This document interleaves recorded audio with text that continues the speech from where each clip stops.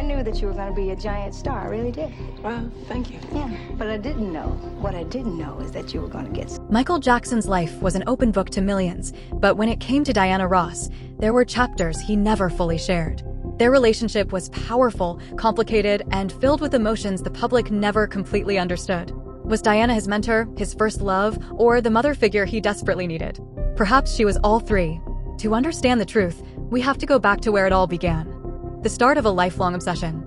Michael Jackson had many people enter and leave his life, but Diana Ross occupied a place unlike anyone else. She was a superstar when he was still a child trying to find his footing in the music industry. When the Jackson 5 signed with Motown in 1969, their paths crossed for the first time.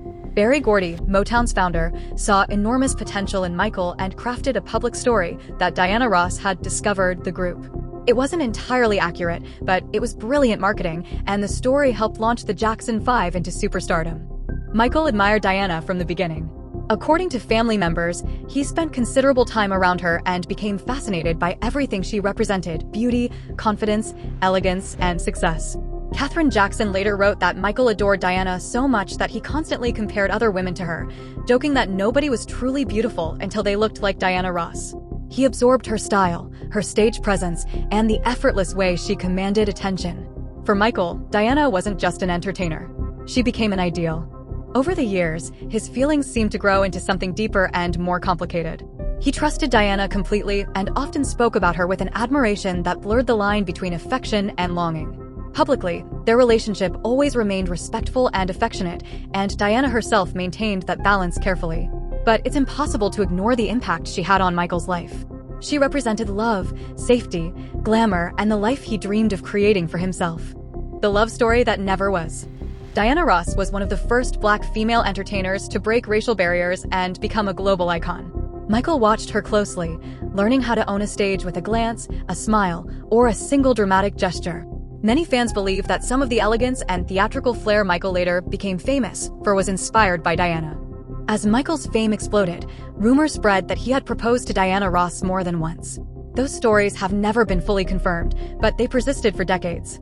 The reported age difference and Diana's already established career were often cited as reasons why such a relationship could never happen. Whatever the truth may be, Michael's admiration for her never seemed to fade. The making of the King of Pop.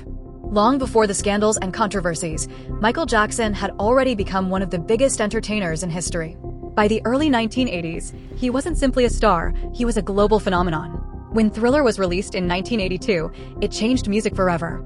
Videos like Beat It and Billie Jean transformed music videos into cinematic events, while his legendary moonwalk performance in 1983 instantly became part of pop culture history. Behind the scenes, Michael was also a brilliant businessman. In 1985, he shocked the entertainment world by purchasing ATV Music Publishing for $47.5 million, acquiring rights to hundreds of songs, including most of the Beatles' catalog. The move reportedly created tension with Paul McCartney, who had once advised Michael about the value of music publishing without expecting him to buy such a legendary catalog himself. Michael's empire kept growing, but even as he became the king of pop, there were some things money and fame could never buy. And for many fans, one of those, Chapter 5, isolation. At the height of his fame, Michael Jackson was adored by millions, yet he often described feeling profoundly alone. Despite sold-out concerts and constant attention, he struggled to experience the ordinary moments most people take for granted. He once revealed that he rented entire supermarkets so he could shop in peace, with staff and friends pretending to be regular customers just so he could feel normal for a few hours. Behind the flawless performances and dazzling stage presence was a man longing for simple human experiences.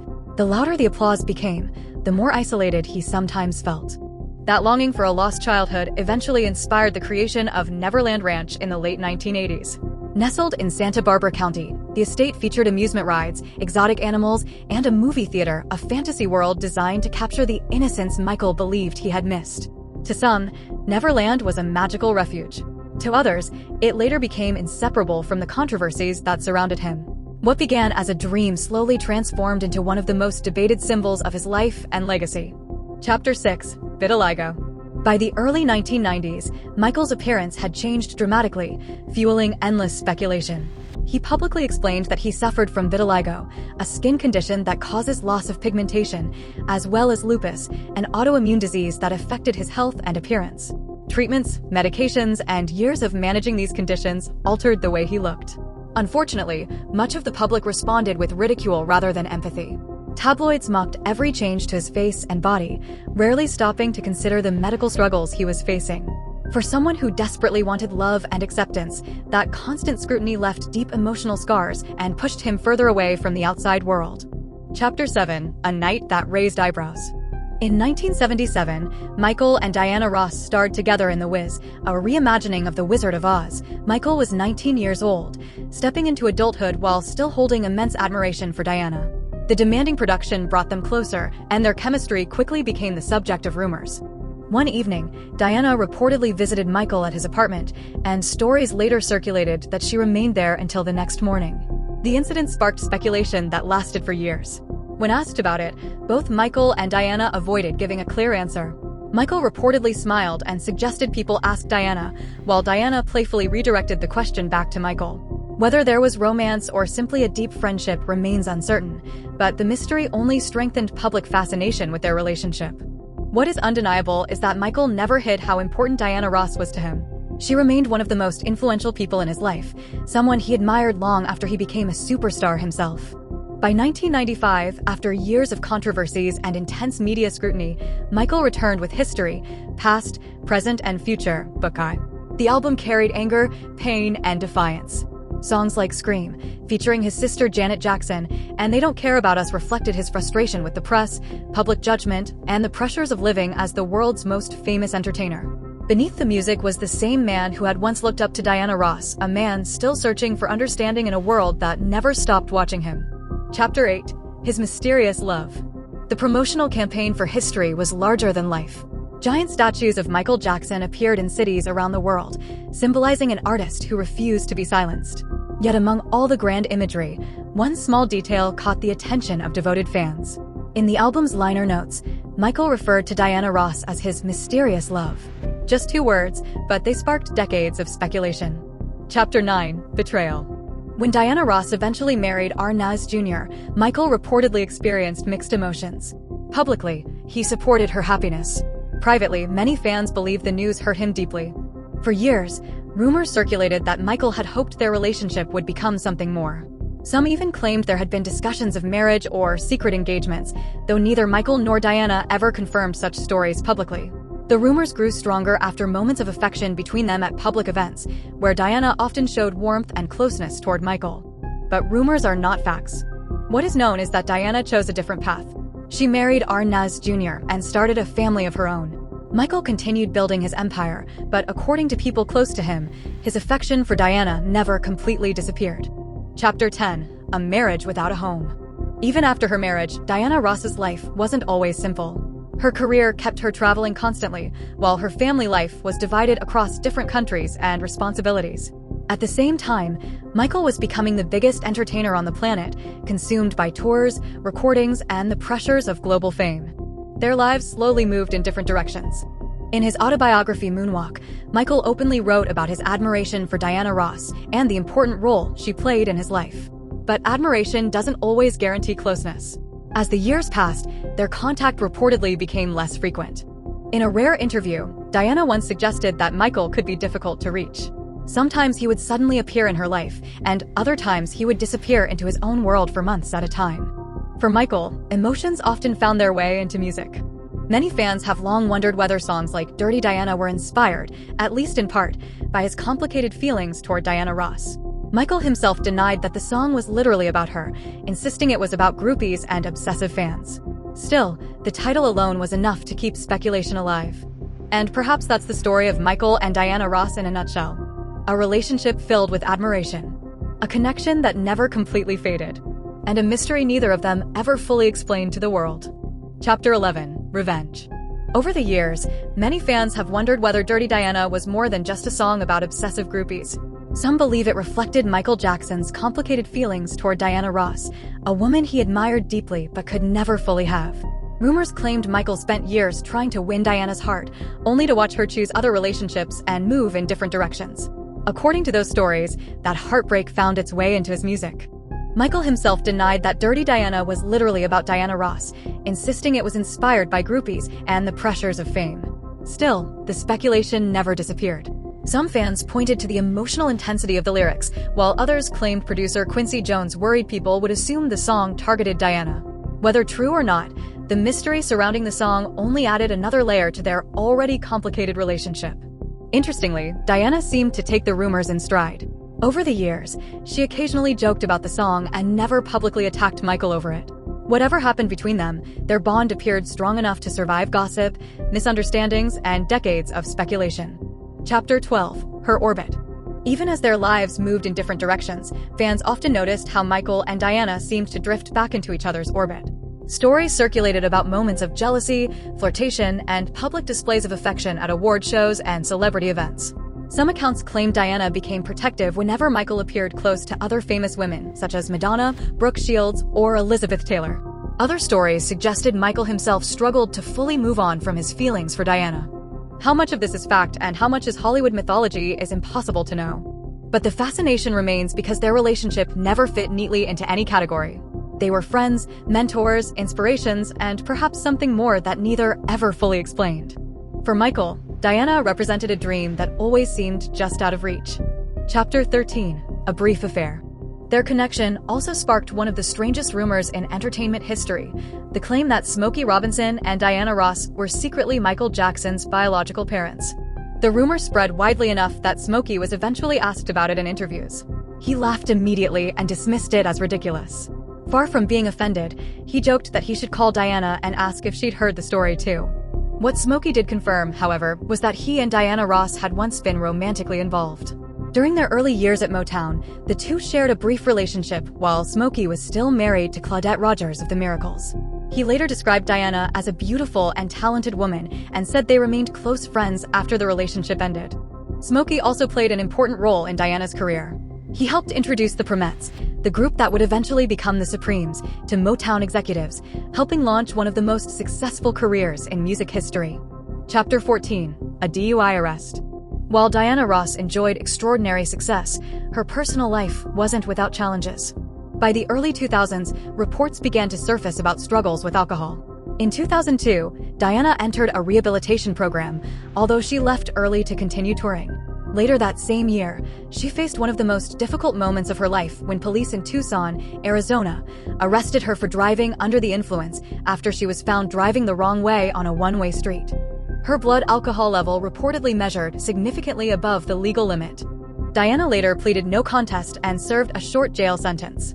The incident shocked many fans and became one of the lowest points of her life. Thankfully, it did not define her career or her legacy. She eventually moved forward. And despite all the controversies, heartbreaks, rumors, and setbacks, Diana Ross remained exactly what she had always been in Michael Jackson's eyes. A woman he admired. A mystery he never fully solved. And perhaps the greatest what-if of his entire life. Chapter 15. Diana's most unforgettable VMA moment. For years, Diana Ross had mastered the art of commanding attention without even trying. But at the 1999 MTV Video Music Awards, she found herself part of a moment so unexpected that people are still talking about it decades later. The spotlight that night was already fixed on Lil' Kim. She arrived wearing a sparkling lilac jumpsuit that instantly became one of the boldest outfits in VMA history. One side of the outfit exposed her breast, covered only by a shell-shaped pasty. It was daring, controversial, and impossible to ignore. Then things got even crazier. As Diana Ross, Lil' Kim, and Mary J. Blige stood together on stage to present an award, Diana suddenly reached over and playfully jiggled Lil' Kim's exposed breast. The audience gasped. Some people laughed. Others looked completely stunned. The moment was unscripted, chaotic, and instantly became one of the most replayed clips in VMA history. Surprisingly, Lil' Kim never held a grudge. Years later, in a 2013 interview, she explained that she viewed Diana's gesture as playful rather than offensive. She said it felt more like a motherly compliment, an affectionate way of saying, "Girl, you look amazing." Kim even joked that if her life were ever turned into a movie, she would want Diana Ross to play her mother. Chapter 16. Mary J. Blige saw it differently. But not everyone on stage shared that reaction. Standing beside them, Mary J. Blige looked visibly uncomfortable as the moment unfolded. In later interviews, she admitted she was embarrassed for Lil' Kim and believed the joke crossed a line. Mary described Kim as a little sister and said she admired her confidence, but felt the incident wasn't appropriate. Years later, Diana Ross would find herself at the center of a far more serious controversy. When the documentary Leaving Neverland premiered, allegations against Michael Jackson once again dominated headlines around the world. The film featured accusations from Wade Robson and James Safechuck, claims that Jackson's family and estate strongly denied. The fallout was immediate. A Louis Vuitton collection inspired by Jackson was shelved. A planned stage production, Don't Stop Till You Get Enough, was placed on indefinite hold. But while many public figures remained silent, Diana Ross refused to distance herself. Fans launched campaigns defending Jackson, including advertisements on buses across London declaring his innocence. Fan organizations fought back legally and publicly, determined to protect his legacy. And through all of it, Diana never changed her position. She posted a message online saying she believed in Michael Jackson's innocence and described him as a magnificent force in her life and in the lives of millions. Borrowing the title of one of her most famous songs, she urged people to stop in the name of love. It was controversial. It was risky. But for Diana, loyalty mattered more than public opinion. Chapter 17, Barbra Streisand enters the debate. Diana Ross had known Michael Jackson since he was a child. She had mentored him, supported him, and watched him become a global icon. Defending him wasn't simply a public statement. To her, it was standing beside family. Then Barbra Streisand entered the conversation, and her comments created a storm of their own. Streisand suggested that Michael's difficult childhood might have influenced parts of his behavior, and noted that his accusers had gone on to build lives of their own. The reaction was immediate and fierce. Critics accused her of minimizing the seriousness of the allegations. Soon afterward, Streisand clarified her remarks. She stated clearly that nothing could ever excuse the abuse of children and expressed sympathy for the alleged victims. Other celebrities voiced support for Michael Jackson during this period, but Diana's words carried a different kind of weight. Their lives had been intertwined for decades, ever since Michael was a child dreaming of superstardom. Her defense was viewed by some as courageous and by others as misguided. But one thing was undeniable. No matter how intense the controversy became, Diana Ross refused to walk away from Michael Jackson. And for Michael himself, Diana was never just another celebrity. She was something much more important. Chapter 18, The Woman Who Became Family. To Michael Jackson, Diana Ross was never just a friend. Over the years, she became something much deeper, almost a second mother, a guiding presence he trusted in ways few people ever understood. In 1995, when Michael was hospitalized and learned Diana was coming to see him, he reportedly asked his wife at the time, Lisa Marie Presley, to step out of the room. Everything had to be exactly right. When Diana arrived, Michael greeted her warmly, surrounding her with gifts, affection, and a level of admiration that left no doubt about how much she meant to him. The depth of that bond became even clearer years later. In his 2002 will, Michael named Diana as the person he wanted to care for his children if his mother, Katherine Jackson, was ever unable to do so. It was an extraordinary decision, one that spoke volumes about the trust he placed in her and his belief that she would love and protect his children as fiercely as he would have. Chapter 19, Diana Rewrites the Rules. In an industry where loyalty and ambition rarely coexist peacefully, Diana chose to bet on herself. Motown reportedly gave her a severance package worth more than $250,000, but soon the offers pouring in dwarfed that amount. On May 14, 1981, Diana shocked the music industry by announcing a groundbreaking partnership with RCA Records. The deal was worth an astonishing $20 million over 7 years across the United States and Canada. Less than a week later, on May 20th, she officially signed the contract, ending one of the most legendary relationships in music history. The agreement changed everything. At the time, it was considered the richest recording contract ever signed. Diana had even rejected an $18 million offer from Boardwalk Records in favor of RCA. More importantly, the deal granted her complete artistic freedom, a privilege that many artists dreamed of but very few were ever given. Before making the leap, Diana approached Motown founder Berry Gordy and asked a simple question: could he match RCA's offer? Gordy's answer was equally simple: he couldn't. Diana Ross had become bigger than the company that discovered her. And now she was determined to prove it. Chapter 20, Ahead of her time. Her move to RCA wasn't just a business decision, it was a reinvention. Rather than repeating old formulas, Diana embraced change. She explored new sounds, experimented fearlessly, and refused to let herself be confined to one image. Long before Madonna became synonymous with reinvention, Diana Ross had already written the blueprint. One song that captured this fearless spirit was Up Front, produced by Ray Parker Jr. blending pop, dance, and light rock. The track burst with infectious rhythms, funky guitar riffs, and Diana's unmistakable charisma. Critics praised her confidence and willingness to evolve, even though the song achieved only modest commercial success. Without major promotion or an accompanying music video, Up Front peaked at number 60 on the R&B chart. Yet the numbers missed the bigger story. Diana was proving she would rather take risks than play it safe, and that her talent extended far beyond the expectations others tried to place on her. Chapter 21: An Untouchable Legacy. Over the decades, Diana Ross built a career so extraordinary that few artists could ever hope to match it. She earned 13 Grammy nominations and received not one but 2 Lifetime Achievement Awards, one honoring her solo career and another recognizing her work with the Supremes. She remains the only female artist to score #1 hits as a solo performer, as part of a trio, in a duet with Lionel Richie on Endless Love, and as part of the all-star ensemble behind We Are the World. Her achievements are immortalized twice on the Hollywood Walk of Fame, once under her own name and once alongside the Supremes. She was inducted into the Rock and Roll Hall of Fame and, in 2016, received the Presidential Medal of Freedom, among the highest civilian honors in America. But Diana's story was never just about records or trophies. For decades, she dedicated herself to helping others, especially children. Through organizations like A Better Chance, she helped students from underserved communities gain access to elite schools, opening doors that once seemed permanently closed. Her life has been defined not only by glamour and success, but by courage, loyalty, and an unwavering desire to use her influence to make a difference. Michael Jackson may have kept many details of his relationship with Diana Ross private, but one thing is impossible to deny: their connection shaped both of their lives.